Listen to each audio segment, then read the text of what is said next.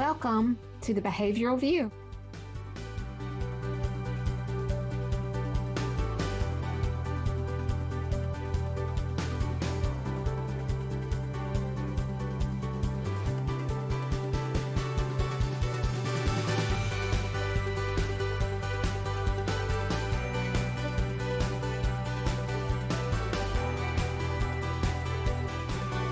Hey everyone, would you like to get a CEU for this episode? Listen closely for the announcement of 3 secret words delivered throughout the episode. Take note of those words and we'll tell you where to go to get your CEU when the show is over. Hi everyone and welcome to the Behavioral View. I am Shannon Hill, Editor-in-Chief of the CentralReach Institute, and I'm here today with our regular panelists. You guys want to introduce yourselves, Nissa and Carrie?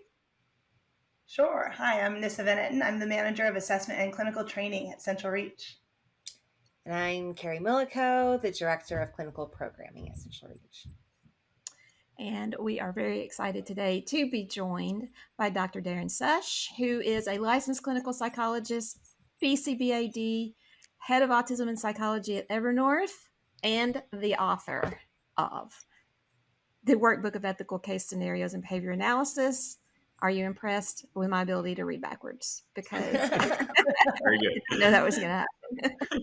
Darren, thank you so much for joining us, Darren. We're glad to have you. Oh, thanks for having me. I appreciate it. So we generally start off with a soft getting to know you kind of question. And so today we are sharing a good quote to live by. So did everyone prepare? Did you all do your homework? Do you have your quotes? Yeah. Yes. All right. Who wants to kick us off? I'll go.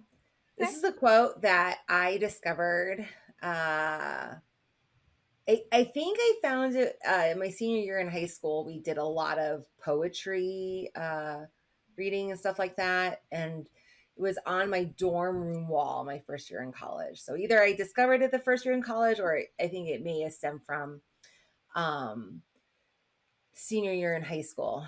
But I haven't revisited this quote in a while. It's on my Facebook page, but like there used to be a space where that quote was like predominant. But now I think it's like hidden. You have to go like through multiple links to find your like quote.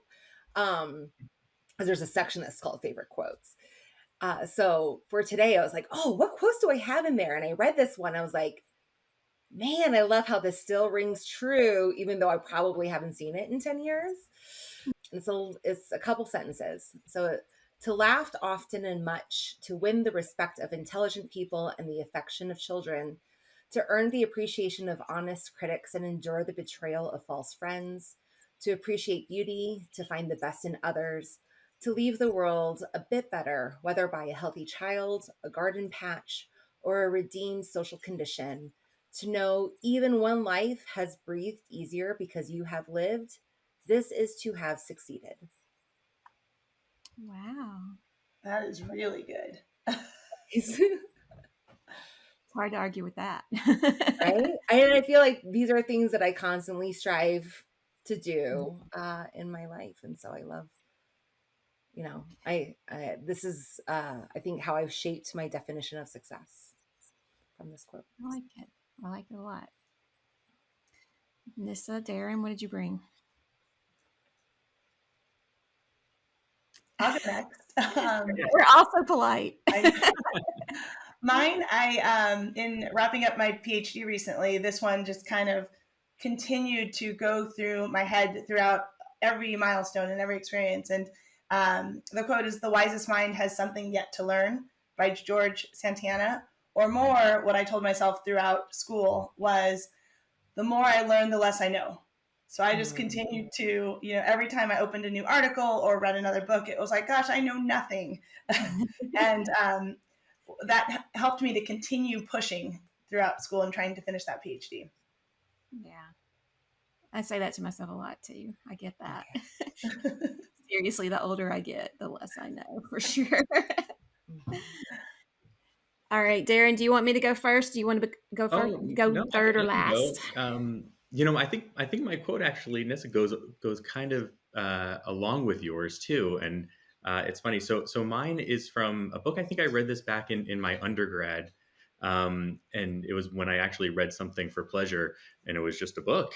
And it's from Tom Robbins, Fierce Invalids Home from Hot Climates. And the quotes, "Before curiosity kills it, the cat learns more of the world than 100 uninquisitive dogs."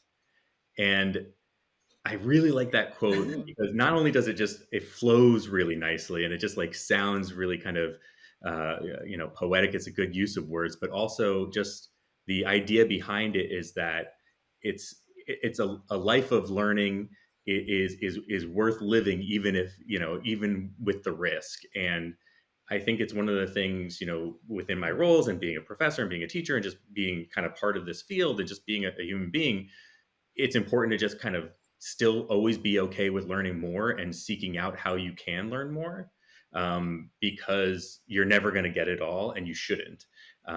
So being curious, being inquisitive, seeking out more answers and being comfortable without getting them. I think that's why that quote hit me so much. And it creates a more fulfilling life rather than just kind of going with the flow.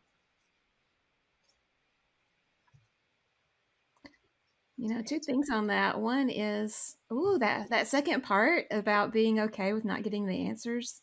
I feel convicted. I feel like I've been sitting in church and the preacher just stabbed me in the heart. Thank you.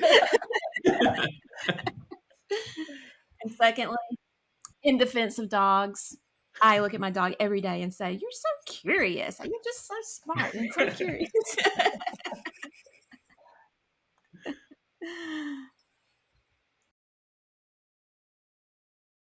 So my quote is also a poem, Carrie, and it's by William Carlos Williams. And really the part of it that I just say in my head all the time, and I say this to myself at least once a week: "So much depends upon a red wheelbarrow."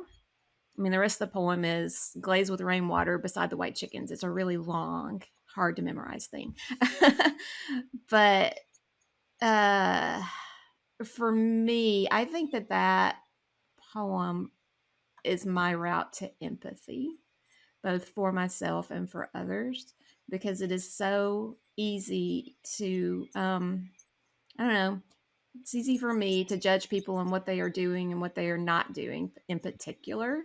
And we never know how many different things are balancing on other people's shoulders. And I use that a lot whenever I was working with care providers, and even with parents, whenever we as therapists are asking them to make a change, or, it seems like something so simple. Why can't you just do this? Why can't you just take this data? Why can't you just respond? Why can't you just do 5 minutes of time in?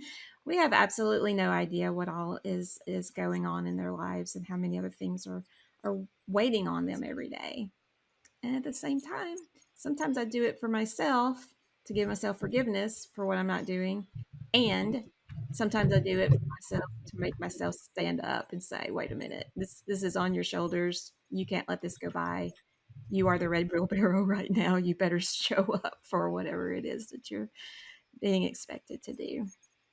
So I kind of I like this. I like knowing what things are motivating to people and what keeps us on track. So thanks for sharing, guys. But Darren, we brought you here to talk about other things. So are you ready? I'm ready. So we brought Darren here to talk about ethics on a broad spectrum. We didn't get very narrow with that. And full disclosure, Darren and I spoke before just to kind of get a sense of interesting topics to the both of us. And one of the things that was in the front of my mind when we talked, especially because it was right on the heels of ABAI, is, when there is divisiveness in our field, what do you think is an ethical approach of leaderships, whether we're talking about leadership at the organizational level or, even broad leadership throughout the field? Solve that problem for me, Darren, right now. All right, let's do it. Yeah, I think, certainly right now, it's certainly interesting to be talking about, how we as a field communicate with each other.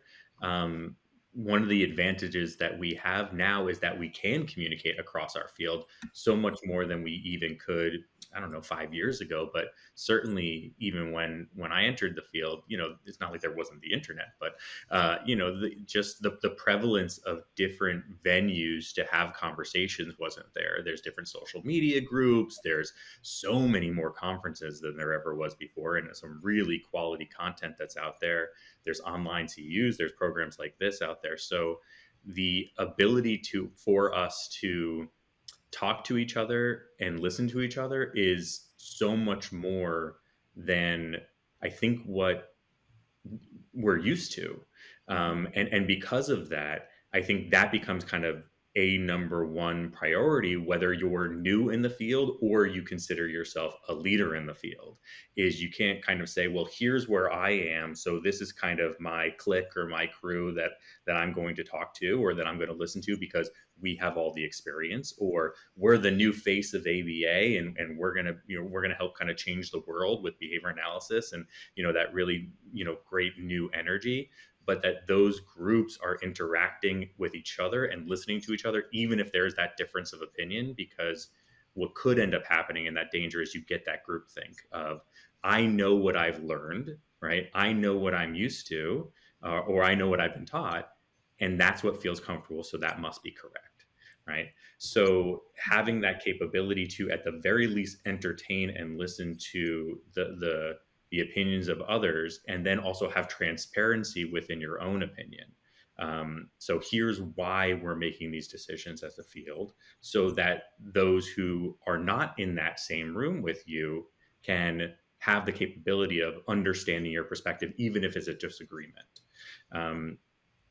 The field is, we see the trend of the field growing and growing, and it's probably not stopping anytime soon, which is amazing, because the individuals that we hope to be able to help, we can reach those more, and the areas that we can provide behavior analytics services it's going to be so much more the more that we grow as a field. But that also means different perspectives, different opinions, and learning, okay, what did we rely on before as knowing to be truth, and how do we consider to continue to have that philosophic doubt, right, of where we are, to just not assume it's right.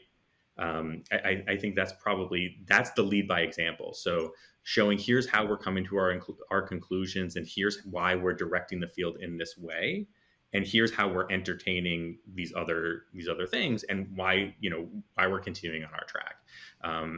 So opening up that communication and listening is it sounds like the cheesy answer, but it's probably the most clear and proactive way of doing it. I love that. And one thing that comes to mind is that a lot of the people in leadership with it across our field of these larger organizations, they're still kind of the old guard. I don't know if we've actually gotten beyond that yet, to people who maybe were brought up into this new culture that is more keen on listening and taking in. And I wonder, how do we get beyond some of those who seem to be engaging and listening and accepting input from different stakeholders and different types of stakeholders, of being performative? Because I think that what I see often is like, yeah, we're going to make a committee for that, or we're going to do this. And then they check the box because they engaged in the activity, but didn't, like, at least as an outsider on some of these things, it seems as if maybe it was just a checking the box, as opposed to thoughtfully engaging in those activities to see how it can produce any sort of change. Secret word number 1, poetry. Yeah, that's a really good question, and I probably don't have a great answer. I mean, my thought would be, the way you get beyond just checking the box is that you make those checks actionable items, right? So we're saying, okay, we're going, like you're right, we're going to form the committee, or we're going to open up submissions for journal articles, or we're going to increase panels at this conference in relation to this, but that only has so far of a reach, right? Only people who attend that conference are really going to have the benefit of whatever's discussed there. And within our field, really only our field attends that conference. So if the issue is how we're interpreted or how we're disseminating behavior analysis across different populations, or how we're working within new areas, it's great that we can shake our own hand, but how do we then create an actionable item to then take that to the next level? So I think, thinking of step one, which is probably creating the committee, but if you're going to think of step one, I'm going to put that out there, think of steps 2, 3, 4, and 5 too, and put them right there present. So, and those can change as you discover more from the previous steps, but creating some type of actionable item of what the next thing's going to be that you're actually going to do is, it will likely set you up for greater success moving on. And we know this just from being behavior analysts, right? So if you have the plan and the description of how you are going to do something, you're probably a lot more likely to do it. But if you just say, hey, I'd really like to do this, then that could sit on the shelf for years. Sure. And I think one thing just to add in that beautiful answer is that not only is it step 2, 3, 4, but you also have to be like really thoughtful and deliberate in how you do each step, right? Because even like you can be performing, even if it's in just the formation of the committee, even if the committee doesn't do anything, it's, well, we have a committee about this. Do you have people that represents that population in which this community is talking about? It's like having a committee to talk about women's health issues with no women on the committee, right? I think that we always want to make sure that with each thought or with each step, it's not even necessarily having a roadmap so that the way there's an outcome, but also being really purposeful and thoughtful with each step. Do you guys think that, how much does that apply? So as you're speaking about that, I'm thinking large organizations representing behavior analysis, right? What about organizations of, service providers? Is that as important? Is there a place where organizations have the right to say, leadership's going to make this decision. We don't really care what the employees have to say about it, or we're not going to give you a vote. Maybe it's not that we don't care. That's rude. I shouldn't have said that. Maybe it is just, we hear what you're saying. You don't have a formal seat at the table. You have representation. What do you guys think about it at that level? When I think about it in that perspective, I think that, it creates a difficult working environment for those employees that might work in an organization like that. I think that everybody wants the opportunity to feel heard, to feel supported. And if you have, let's say you've got an organization that creates an ethics committee just to have that, and they aren't using those steps that we talked about in the previous conversation, I think that evaluating each of those steps of what they're doing, whom is on the committee, what the impact is on those stakeholders is important at every level. So if it is impacting employees or clients, those individuals need to be evaluated to ensure that that committee is supporting and impacting at that level. I wonder how many organizations do have stakeholders on their ethics committee that are service recipients, or potential, or in the pool of service recipients, even if it's not someone they're directly serving. I think that would be extremely valuable. And I would also add to what Nissa said is that I think transparency, Darren, you brought up transparency being really important. I think even in our organizations, our service providing organizations, having transparency of like, what is the mission? What is the goal? What's the strategy? Because if your stakeholders, if it's clients or RBTs or something like that, and they're seeing things a particular way, and then leadership can dismiss, be like, well, you're not privy to information XYZ. We're actually not giving them a really great opportunity to contribute. But if we are saying like, this is what we're dealing with, this is what's happening right now with the organization, this is where we're reaching, this is our goal for the next what are short-term and long-term goals, something like that. Then I think that equips, and maybe even like be transparent about barriers, right? Help us, these are things that are maybe potential obstacles of us reaching this goal. Then you can actually utilize that diverse thinking of your employees and your staff and recipients of your service to then help reach that goal, because I don't think it's fair to them if they don't have all of the information and then you dismiss it. I mean, yeah, that this criticism could be like invalid if they don't have that information, but you actually need to provide that information to them so that they can actually comment and help strategize. Yeah, I think a lot of fields do this, and this isn't unique to us, but a lot of fields kind of wait for the trickle down of how we should kind of operate. So the leadership, the greater organizations, APBA, ABAI, the different state organizations like CalABA, they'll kind of dictate or state or support certain ways of conducting yourself as a behavior analyst, and a lot of the providers within the field will kind of use that as their guide and their reference. And I think that's I don't think that that's necessarily problematic, but fields often change from switching that around, right? By having the flow of information going from those boots on the ground, communicating up to leadership. And I think that's why we have a new ethics code that came out, right? I think that's why we have these discussions. That's why we have these different types of panels, like, for example, like neurodiversity and diversity, equity, and inclusion, being a working parent, within these conferences and on shows like this, is because individuals who are doing the work are saying, this is impacting how we interact on it with our clientele or with our other employees on a daily basis.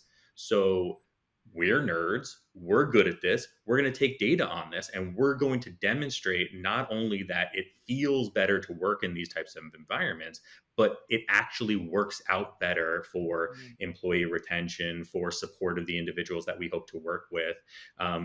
Nis, I know you mentioned like having an ethics committee. I mean, that's not billable. So understandably, there's a really large competing contingency, because if you need to keep the door open so you can help people, having an ethics committee or having a chunk of someone's job be, being of support to an individual when there's ethical inquiries, it's hard to do that. It's hard to kind of put that on the ledger. But if you're able to, and most people are, demonstrate that when we have this resource in some form, our work is more efficient, more effective. We're helping individuals in a more appropriate way, in a way that feels also more comfortable to us, and look at the results that we're getting, and also let's look at the feedback from our staff. It helps to kind of balance out that initial punch of, okay, how do we make this work? And it's going to be easier for some organizations than others. If you're a smaller group, well, maybe you don't need to invest, that much monetarily into creating this committee, but having some type of resource might be reasonable and doable. One of the best experiences that I ever went through that's sort of related to this, I guess it is because it's coming to my mind as you guys are speaking. I went through a rebranding at a company I was working for, and we just went through a rebranding at CentralReach. I'm not talking about this, although that's been a perfectly fine experience as well. So what they did is the marketing firm came in and they talked to everybody, or at least representative groups of every employee. This was a residential treatment community, so they talked directly to the clients who were living there. They talked to family members. They went out in the community and they talked about the community's perspective on what we were doing. And then they came back and they showed us to us. And it was the most powerful thing to actually see that 360-degree view from an outside perspective. Are we really showing what we want to show? And in what ways can we get better? So they're looking for things that they can sell, basically, honestly. Here's what we could highlight. But it really helped us to learn to appreciate some things and to identify some places that we wanted to change. So to me, sometimes the struggles that we're facing, and I think we said it outright in that task force meeting at ABAI, is rebranding behavior analysis for people who have been subjected to a negative side of it. And it's not just rebranding, it is, looking at ourselves through that vision so that we can then make the changes and sell ourselves better, right? When was Pat Fryman president of ABAI and he resigned? Because I think it was around, like, he wanted to bring in a marketing consulting company. I don't know if he actually did, and like it didn't pan out or something like that. But like, I remember stories, and I think he may have even mentioned it in his CR Unite keynote, about bringing in a marketing company to work on like how we show up to the rest of the world. And then taking my bit of being performative, marketing is so amazing and magical in so many ways. We don't want to just put a fresh new coat of paint on an old house, right? Like, we want to make sure that whatever it is that we're telling people that we want to be, that it aligns with who we actually are and what we're actually doing. Yeah. The only reason that was special to me was that it did what you just said. It actually said, "Oh, I'm so glad we're doing this. Wish we weren't doing that." I wouldn't want the rest of the world to see that's something that we're doing. So let's don't do it anymore. Let's don't show people, but let's don't do it anymore. Secret word number 2, puppies. There's a couple articles that I have in my class, and one's by Fox, Foxx, and one's by John Bailey, and they're both about this exact topic, which is essentially how we talk about behavior analysis isn't a way of disseminating behavior analysis. Mm-hmm. We get kind of too lost in being smart, too lost in being right, and oftentimes it's not communicated effectively, which means that we're not really reaching the people that we hope to be able to interact and communicate with. And those articles, I think they're like 20 years old, and we read them now, and it's like, okay, this could have been written yesterday. So we have a lot of suggestions about how to kind of communicate more effectively. And it doesn't just mean, hey, we're going to use colloquial language or we're not going to use terminology, but it's more about kind of how we reach out, going and presenting within different types of groups, partnering with different individuals. There's a great group of SLPs and BCBAs who work together and do really well about making sure that our organizations are connected, partnering with psychologists, partnering with pediatricians, as a means of just kind of letting others know, hey, this is what we do. Here's how we can be of help and of service. And then also, how do we work together to make sure that we're supporting one another? And you can do that from an organizational standpoint too. Looking at kind of OBM or things like that. Thinking about kind of like rebranding. I'm going to steal a quote that I was on a panel a while ago with, and I don't remember who said it. So it was either Ivy Chong or Shane Spiker. So I'm stealing their line. But they said, how we're growing as a field, and how do we continue to do so, but not kind of erase or sweep under the rug, what things have happened in the past. And frankly, especially from an ethics perspective, the really ethically problematic or beyond problematic occurrences that either happen within our field or are closely associated with our field. And the line that they used was, on the shoulders of giants, warts and all, meaning, we do have to acknowledge that our field has benefited from and learned from the practices of the individuals before us, good, bad, ugly, and everything in between. And while we want to say, yeah, but we don't do that anymore, or who does that? Well, one, is that accurate, right? Is that actually an accurate statement? And then two, what have we learned from the actions of those individuals of either what to continue, what to do differently, or what to completely abandon?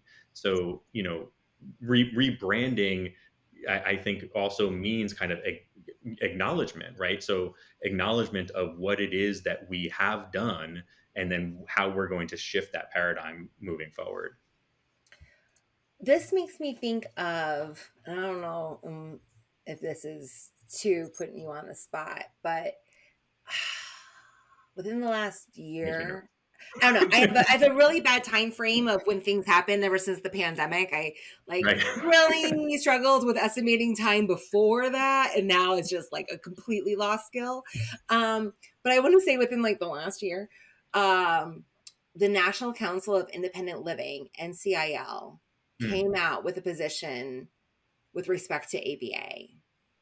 ABA showed up in a very particular way. And this makes me think of what you're talking about, of like communicating with other people. It's not just about saying, hey, you don't know what reinforcement really means, because what you're talking about is reward, right? It's not that. It's about when someone calls us out, whether we think it's valid or not, it's valid to them, the listener, right? And so, or the speaker at that time, and then we need to say, like, show up in a way, like, how do we acknowledge that? Like that, the stuff that they said was very true to them. And that is a big old community. We can't just say you're wrong. That's not who we are. That's like someone saying, like, showing up and be like, God, you know what? You're really showing up racist right now. And I'd be like, no, you're wrong. I'm not racist. Like, it's not about how I define myself, right? It's about how the listener is hearing what's coming out of my mouth, right? And so I just wonder, like, situations like this. I mean, I remember when I was first trained as a BCBA, I would show up in IEP meetings as being the expert in the room. And I feel like we continue just to take that position and we're a bull in a china shop.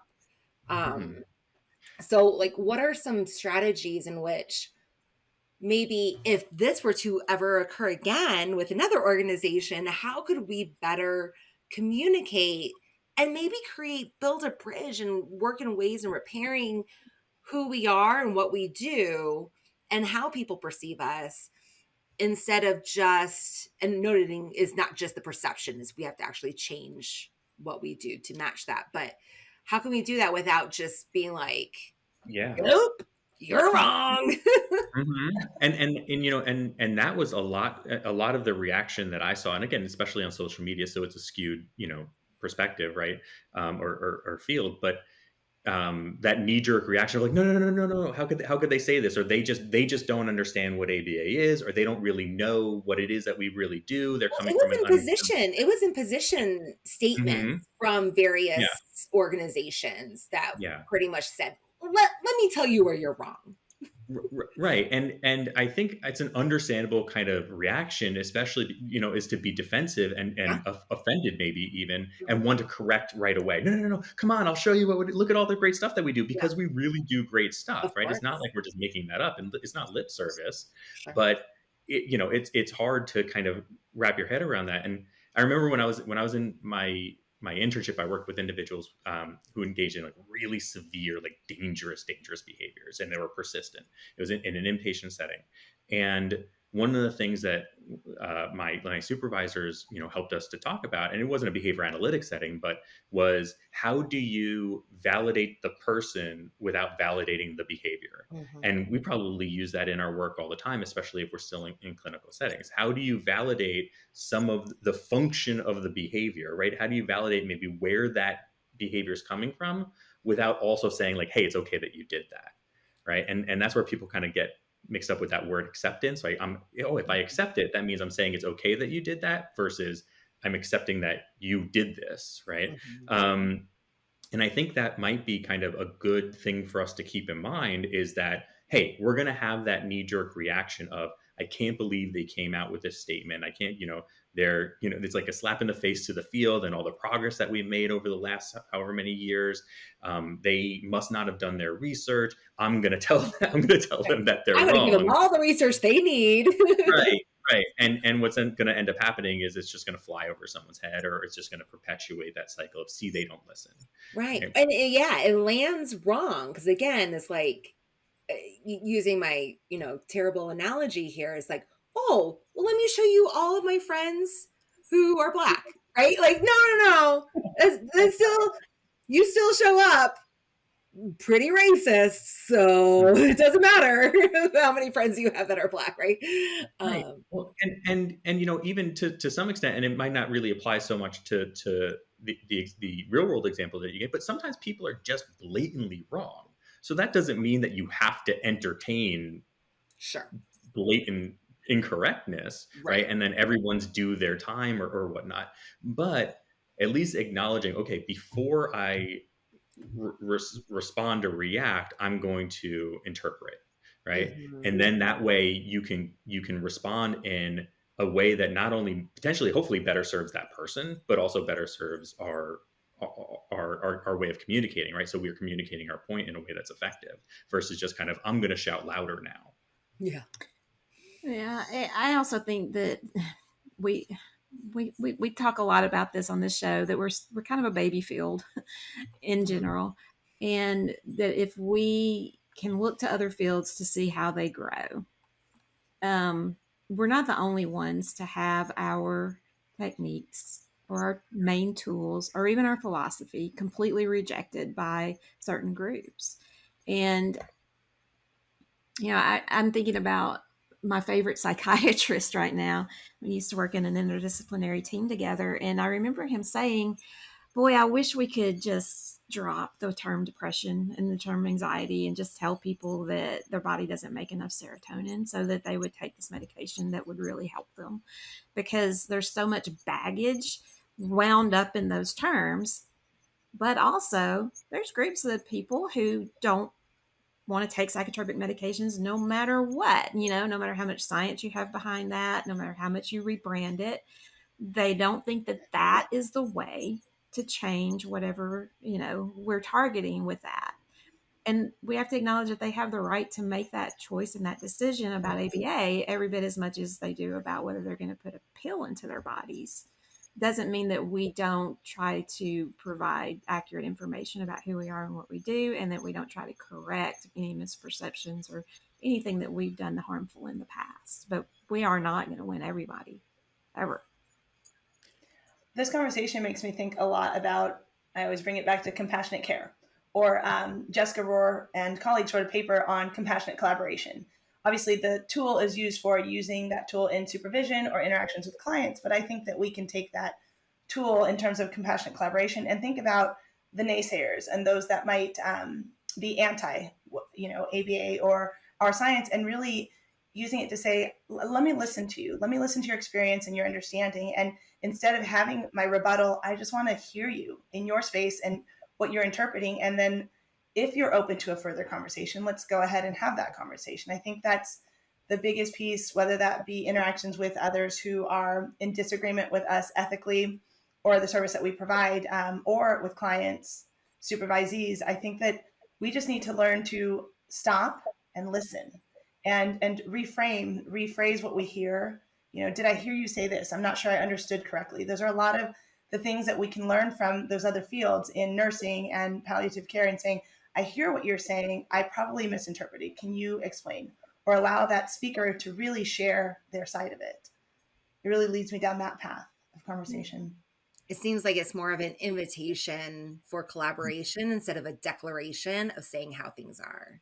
Yeah. Yes. So much more respectful.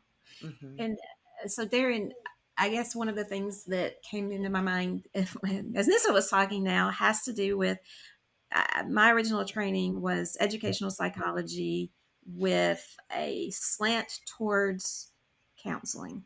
And so one of the things that we did during our graduate program was we had to write what our declaration of services was that our clients would be reading. And it had to be an introduction of who you are, your philosophy of care, what you do, what you don't do, who they can report to you to if they disagree, other treatment models if you prefer something else.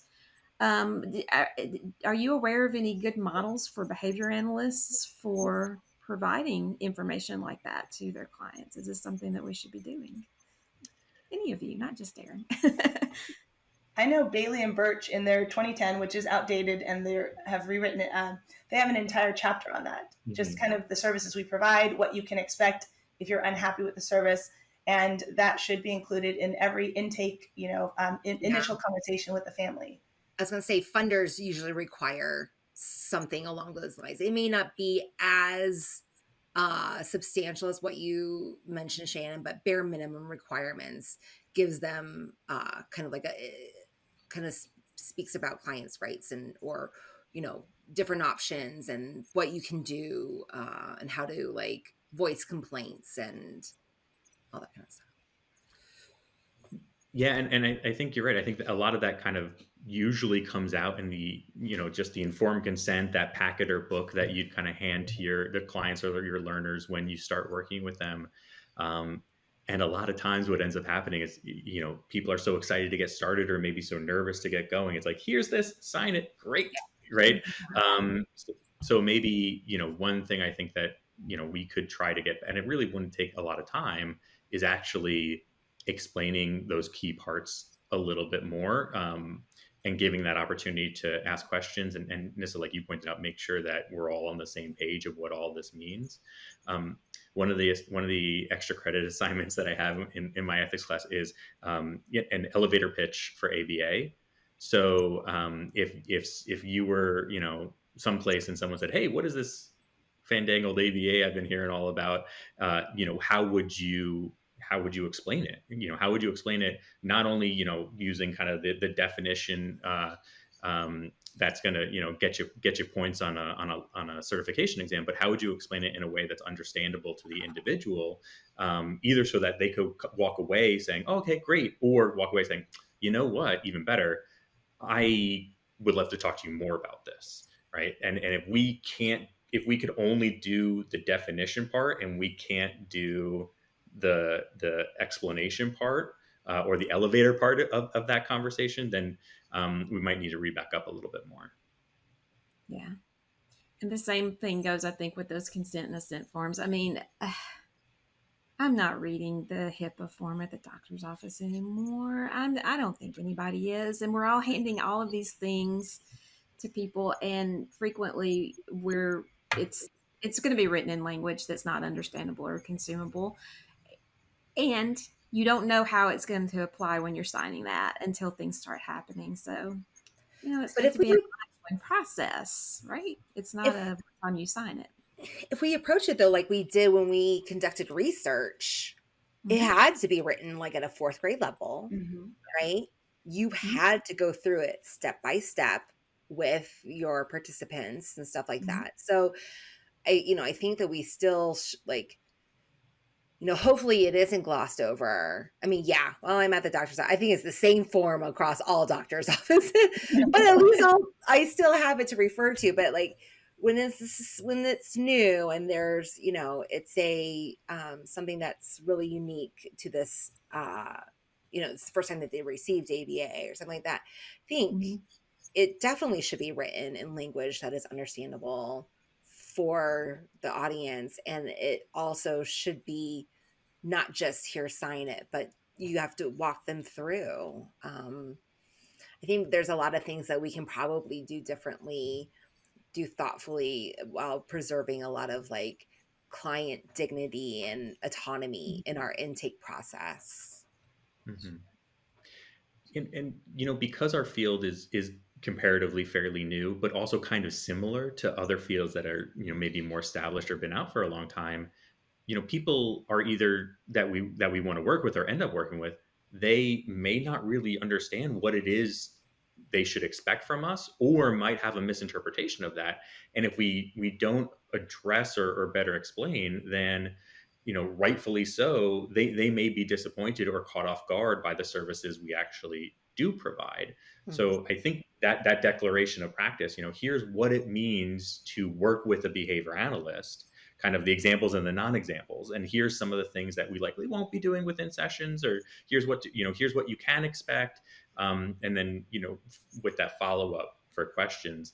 I think the expectation is that all happens within that informed consent, and when people get started, and then regularly uptaked as needed, or maybe just as a refresher.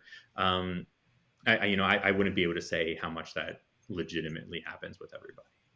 Well, and I think one of the things, the reason that's in the back of my mind right now is that if a lot of times people are coming into services fairly recently after receiving the diagnosis, right? Mm. And so then they're simultaneously entering into that world, right?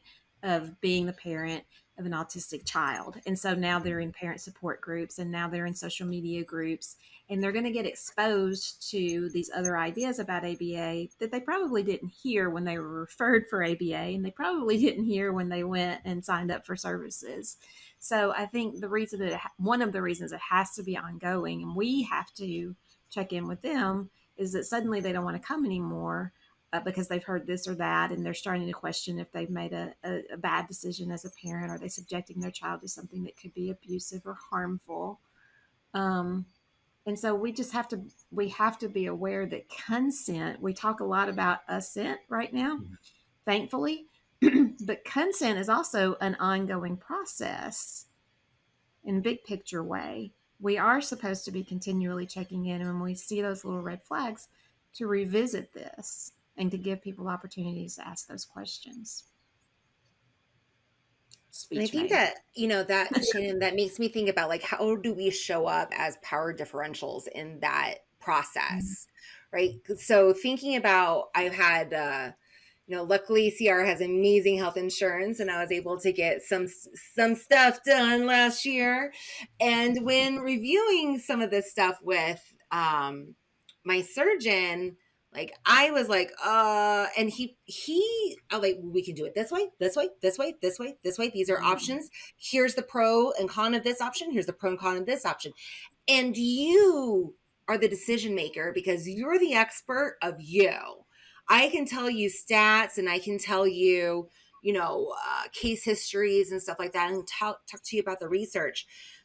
You may choose something that maybe has less effectiveness statistically because it fits your lifestyle better and where you're at right now. And you can always revisit going more, aggressive down the line.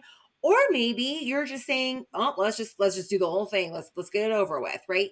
So I wonder how we show up as behavior analysts in comparison. I feel a lot of times, and this definitely also was my history during my training, is just that like, oh no. So we need to do this procedure. This is what it's going to look like. Let's get you prepared for that.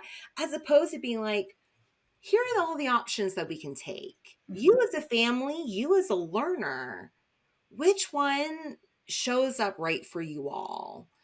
Do we even know though? I mean, but because do we pay enough attention to non-ABA routes to the same ends to be able to let them know that you could go outside behavior analysis even? Right. Or That's the thing I was even thinking about. Here's different ways that behavior analysis could attack that problem. But yeah, I think that that's very valid. Like it's saying like, and by the way, if all of this stuff sounds pretty hard and doesn't settle right with you, your family, your culture, your history, then, here's some things to research on your own. I'm not an expert in them, but I've, heard that, some people go that way.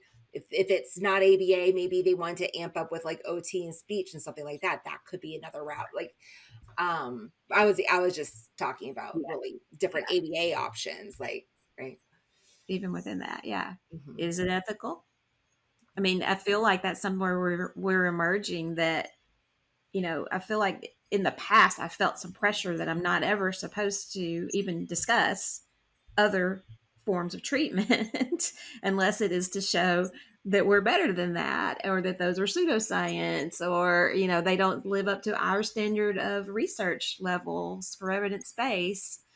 But now I sort of feel like we're getting more of a push to be more better team players, I guess, more open to other people's science.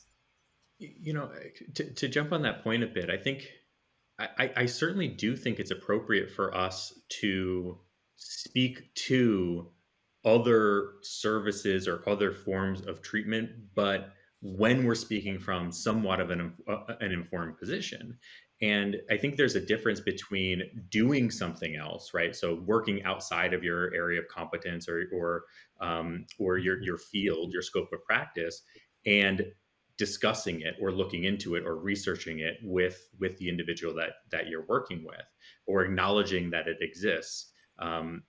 Even within my role at Cigna Evernorth, one of the things that I speak with providers about is coordination and collaboration of care. And sometimes, every once in a while, providers will say, "Well, you know what? I didn't talk to school, or I didn't communicate with their teachers or their special ed department, or whatever whatever it's called within the district that they're working in." And the reason is, not because of lack of laziness or lack of interest or anything there, but because of maybe even a lack of confidence in the behavior analyst to say, "You know what, I don't work in that setting, or I'm not an educator, so I didn't feel it was appropriate for me to mention anything with them or communicate or collaborate with them." And it's a missed opportunity. It's the same thing with speaking with a psychiatrist. If the person's on any type of medication, having an acknowledgement or a knowledge of the medications, the dosages, the change in dosages, when it stopped, when it started, what those side effects were, communicating the behavioral differences that we might see with that psychiatrist. That's not working outside your scope of practice. It's helping to provide a more informed level of care for the individual you're working with. But if you say, "You know what, like I can't speak to that because I'm a behavior analyst and that's all I do," you're kind of only telling half of your truth. Yes, you're only going to provide behavior analytic services. You're only going to recommend, or you probably should only recommend, evidence-based, empirically validated, researched practices. But that doesn't mean that you can't say, "But there's also a therapist," right? And if you're interested, that could be something that you pursue. Or there's also, these types of services. That's not my area, so I can't speak to the practices or what's done there. But there are areas outside my work that I'll do with you that, if you're interested, you can look into, or I'd be happy to kind of look into with you, especially if it's a non-validated practice. I love that. And it builds that very collaborative approach that we were talking about earlier, really letting the family know that we're involved in every aspect of their life and really there to support them. Yeah, one of the things that's really unique about us as care providers, service providers, whatever you want to talk to, I mean, we're so ingrained with the individuals that we work with more than most other fields, right? So, I'm a psychologist. When I would work as a psychologist, the person would come to my office, they'd stay there for, the therapy hour, and then they leave, and then they come back potentially like a week later. And then that would be, the stimulus control was inherent in the relationship, right? But most of what a lot of those practicing ABA do, like the vast majority of individuals who are behavior analysts or RBTs or whatnot, you're in the home for extended periods of time, or they're coming to your zone in a clinic for extended periods of time, for long durations. So there's that inevitable, integration of the person's life, and there's that need to understand, okay, where do I fit into this person's life? And what are my boundaries, and what might it mean to be knowledgeable in these other areas without crossing the boundary? I think it's a mistake to think just because you know what else is going on that you're crossing a boundary. If you're doing those other things, or if you're recommending outside your scope, yeah, you're crossing a boundary. But knowing about these other things is probably going to better serve you and better serve that person. Agreed. Well, you know what we did, Darren? I think you and I made a list of I'm looking at the list now. I think it is 5 different topics that we might cover today. And we've spent an hour and we stayed in the first one pretty much. So I think it just speaks to, how interesting this topic is, how many facets we have when we're talking about our role in pushing behavior analysis forward, basically. So I want to thank you for coming and for letting us sit in this topic for as long as we did, and maybe we'll invite you back to explore some of the other topics that we didn't get to today. But I did want to preserve just a little bit of time to just ask everybody about things coming up that we need to share with our audience. So what have you got coming up, Darren? Anything new? Secret word number 3, second edition. Uh, nothing new as far as conferences or anything. I guess I probably should engage in some self promotion, which feels kind of weird. But I suppose I should do that, right? It would be responsible of me to do. Is that I do have, along with Dr. Adele Nadowski, we have our workbook. I know you mentioned. Thank you for mentioning it before. It's a workbook of Right. ethical case Yes. scenarios and applied behavior analysis, and we actually have the second edition. The blue covers the first edition, which is awesome if you want to get the set. I don't know. But the second edition has been out for some time, and it includes all reference to the new ethics code.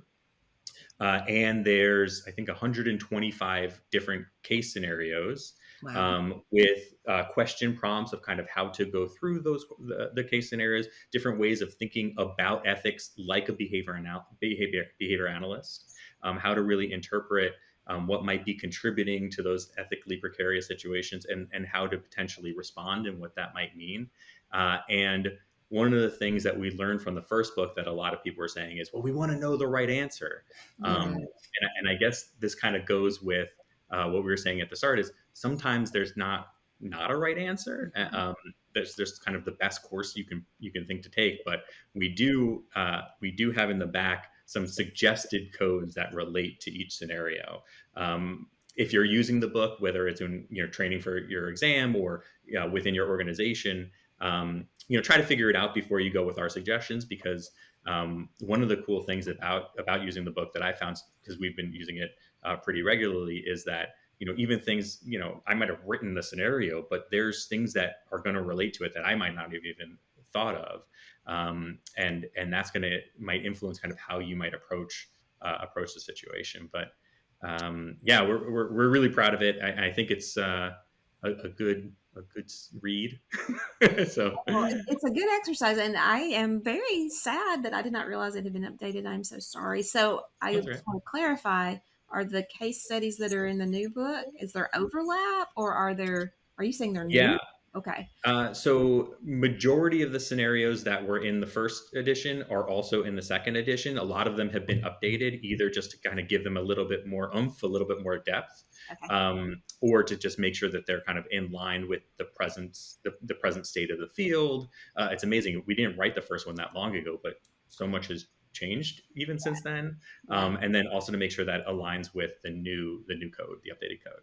All right, so we'll get a photo of the actual of the latest edition, so people know what they're actually looking for rather than what I showed. But the title's the same, right? Just a second edition. Second edition. Yep, you got it. All right, very good. Karen, Carrie, and Nissa, anything that you want to let everybody know about? I will be at WEBA All right. doing a talk about women in leadership and passing the baton. And then we just recorded our ABAI talk for the CR Institute. So if anyone missed that, then they can hop on the LMS and have access to that talk. Hey, I really like the way you just subtly said "and passing the baton" at the end of that. I think that's very intriguing. I'm looking forward to hearing that. Thank you. That's going to be a good talk. Yeah. I have a course coming out in the LMS. It's the assessment course series on rapport building. So it's all about rapport building throughout the assessment, making sure, just like we talked about today, you've got consent throughout. There is going to be a section on ethics within rapport building as well. Awesome. Fantastic. Yes. So, I cannot remember what I said in the last episode that's newly coming out on the Institute, but I'm leaving here and going to man a webinar done by Dr. Timothy Fuller on RFT and its applications. And honestly, this is coming out of me just having a problem with the idea that almost every single ACT webinar I've ever gone to begins with the sentence, "It's based on RFT. Don't worry about that. It's very complex. You don't need to understand it to understand ACT." And after you hear it 17 times, you start to feel a little bit I don't know, discounted in your ability to understand complex phenomena. So I just asked him if he would be able to do something that would begin to make us understand RFT if we weren't particularly trained in it. So I'm really, really excited that he's going to do that. And it will be airing live today. So when you're hearing this, it's already happened, but you can come onto the LMS and find it at CR Institute. All right. So I guess I want to just say thank you to all of you for joining us, particularly Darren. And we hope that everyone learned something and found this to be valuable. Let us know when you go get your CEU for watching this episode. If there's an opportunity to give some feedback or additional questions and recommendations for future shows. So we hope that you will do that and that you will join us for the next episode of the Behavioral View. Thanks, everyone. Thank you. Thank you. Thanks for watching this episode of the Behavioral View. To get your CEU, follow the link in the instructions below. You can then go to the attendance verification quiz where you'll enter in the secret words and pay the CEU fee to generate your certificate. If you've already done the work, you may as well get the credit.